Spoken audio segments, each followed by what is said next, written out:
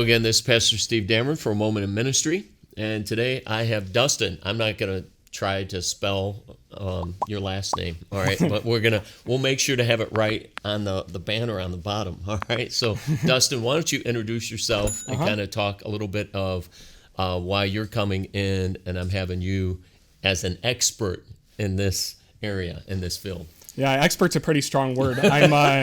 My name is Dustin Speckhals. That's at least how I've always been told to pronounce it by my grandparents. But I graduated from Fairhaven Baptist College in 2009, and in 11 years, at this recording date, I've been doing a few different things, but at least in the last 8 years or so, I've been involved in varying degrees of software engineering, software development. Okay. And I only more recently become more involved into the accountability, filtering aspect of things, and really just from the company that I work in, learning a lot about the statistics and how a lot of these things work. Okay. All right. So let's get into some questions. One, I know we talked just a few minutes ago and sharing from the Bible how important the idea of accountability and filtering.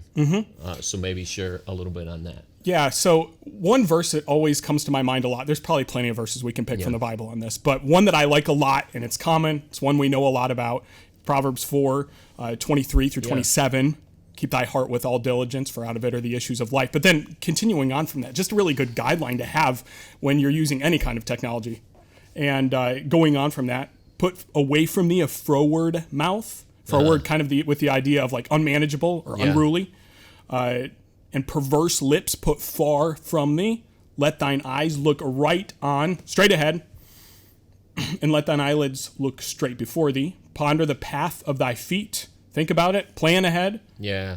And let thine eyelids, and let all thy ways be established. Yeah. Turn not to the right hand nor to the left. Remove thy foot from evil. There's a lot there. Yeah, there is. We could park right there, but we'd like to talk about, actually, when you were talking about that, a whole bunch of ideas of social media were kind of opposite of that because of all the perverseness. It amazes me, the vulgarity that people just spew out there, and they don't realize that, right, this is for everybody to see.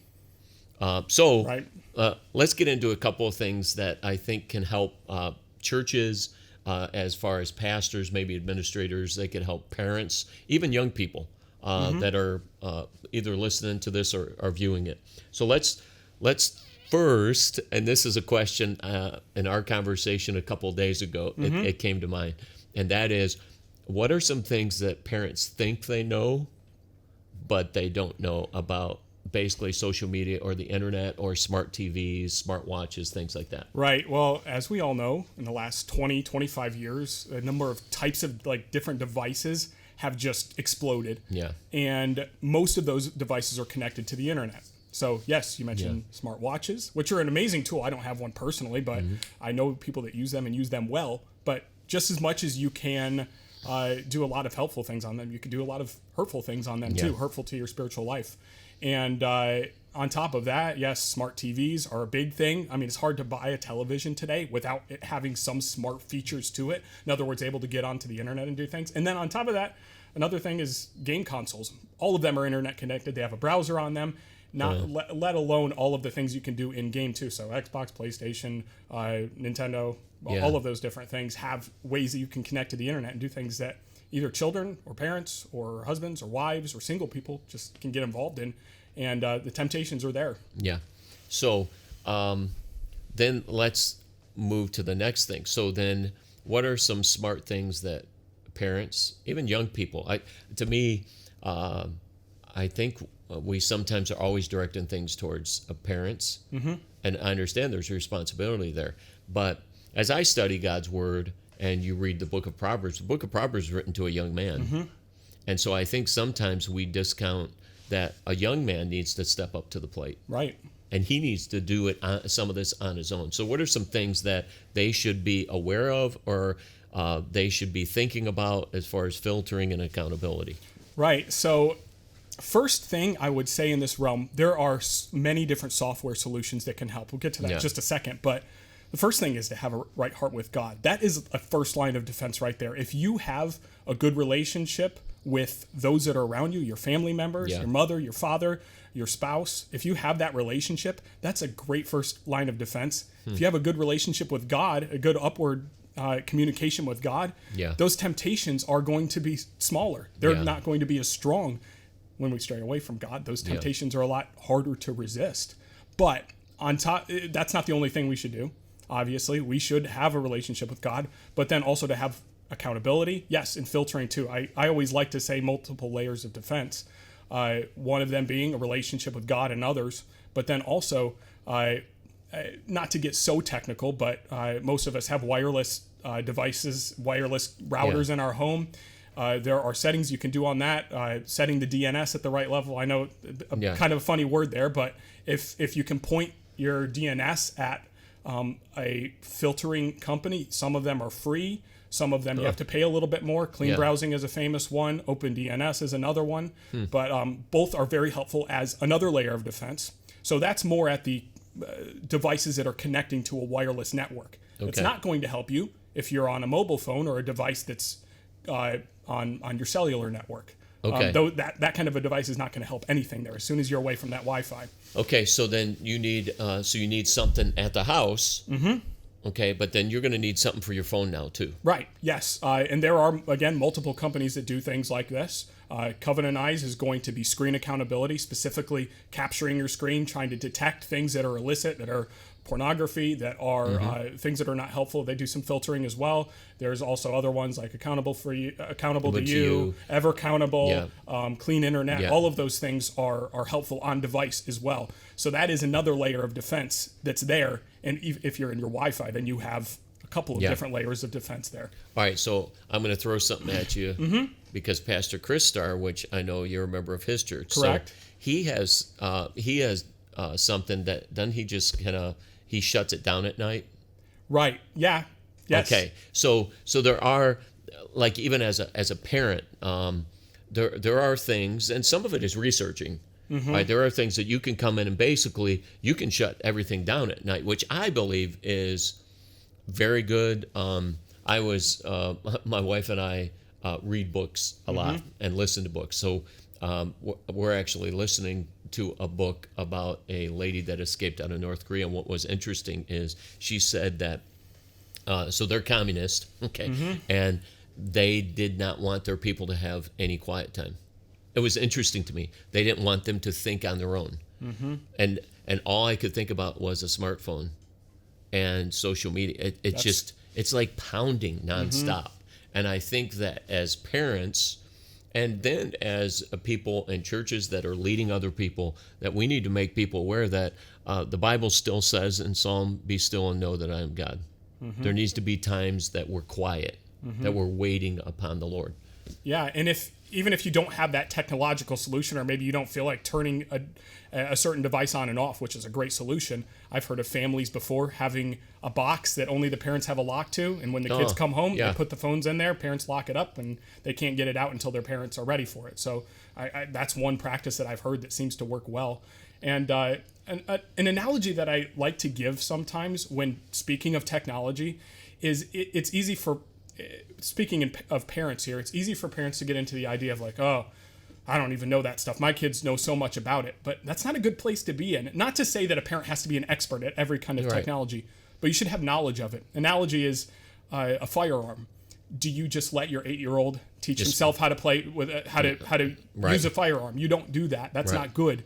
You should know that. If you want them to be able to use a firearm, a parent should be training them. It's a dangerous thing. It can be dangerous. Yes. And any device can be just as dangerous as that. Little short illustration or story I sometimes go back to is about 9 years ago, before my wife and I had kids, we took a little trip to downtown Baltimore, and just for fun, spent the night there. And we were walking right by City Hall in Baltimore. It's normally a pretty nice part of town. And we hit this block. For those of you who are from Baltimore or Maryland, you'll know this spot, 400 block of Baltimore Street. It's not necessarily known for its high crime, but the signs that were there, let's just say as a naive person who grew up in a Christian home, it was immediately like glaring in my eyes, and my wife too. And I'm like, oh, here I am walking down with this road with my wife right now, and I feel horrible doing so. And like, I don't belong here. But you, with your phone, sitting in a church service, can hit so much worse with a few clicks of a button than I ever saw on that street in a short amount of time that I was there.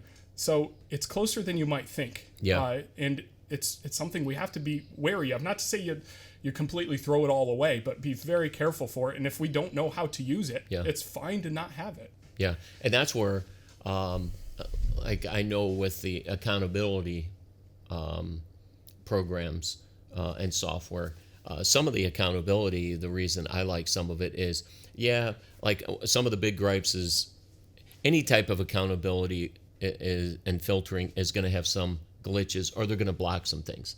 And so that's always, well, you know what, it blocks this and it shuts this down, it does that. I understand that. All right. But so work through those. Because what I have found, having an accountability partner, what you do is you talk about, sometimes it does bad reports.